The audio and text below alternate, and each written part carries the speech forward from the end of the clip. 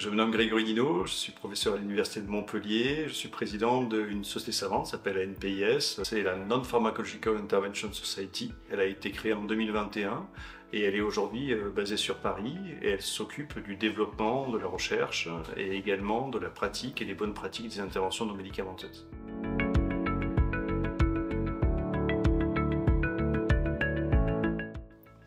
Une intervention non médicamenteuse est un protocole de prévention ou de soins. Il est décrit d'une part, il est ensuite explicable, il est sûr, il est efficace et il est implémentable. Ces 5 caractéristiques ont été évaluées par un comité d'experts qui permettent de le partager sur un référentiel dédié de bonnes pratiques qui s'appelle le référentiel des INM.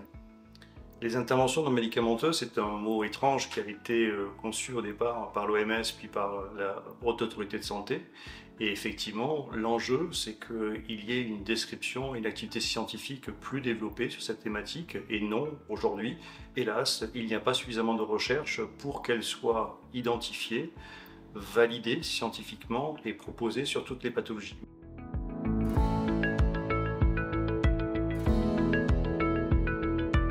Aujourd'hui, les familles, les patients sont confrontés à un mot, une nébuleuse qui s'appelle médecine douce. Et on a l'impression que finalement c'est praticable pour tout le temps parce que c'est naturel et qu'il n'y a pas de risque. Or, au contraire, la recherche est en train de montrer dans ce mot, médecine douce, il y a à la fois des interventions qui sont validées par la science et qu'on devrait appeler des interventions non médicamenteuses, c'est le choix de la Haute Autorité de Santé.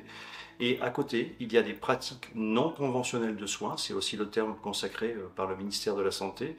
Et là, effectivement, on retrouve des pratiques qui peuvent être dangereuses, des pratiques inefficaces, des pratiques abusives et avec des emprises psychologiques jusqu'à des pratiques charlatanesques. Donc il est vraiment important que le grand public soit au courant de la différence qui existe entre INM et PNCS, donc entre interventions non médicamenteuses et pratiques non conventionnelles de soins.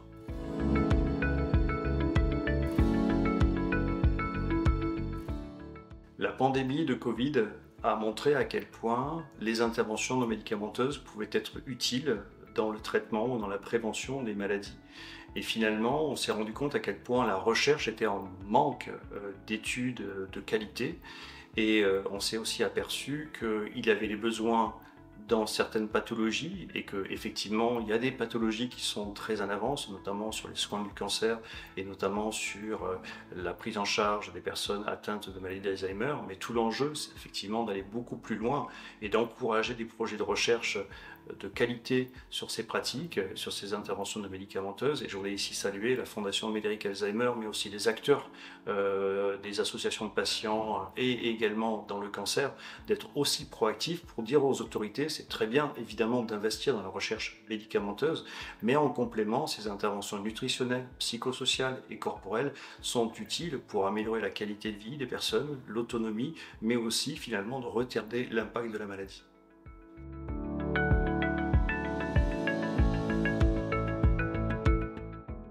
On est surpris de voir que finalement le milieu des INM était séparé, ceux qui travaillaient sur les pratiques nutritionnelles, ceux qui pratiquaient ou ceux qui faisaient de la recherche sur des interventions psychosociales ou des interventions corporelles. Et on a l'impression d'une forte hétérogénéité et donc dans certains pays, des pratiques sont très développées et d'autres non. Et l'enjeu d'une société savante comme la NPIS, c'est justement de proposer les meilleures pratiques aux bonnes personnes et au bon moment.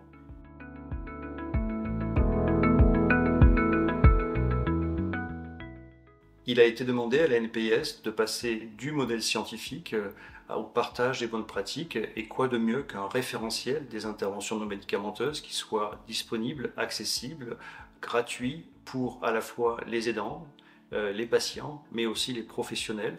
Et donc aujourd'hui, lorsqu'on va taper sur le référentiel des interventions non médicamenteuses, chacun va pouvoir disposer d'une fiche d'intervention, et cette fiche, on va pouvoir donc avoir des retours d'expérience des praticiens, mais aussi des usagers.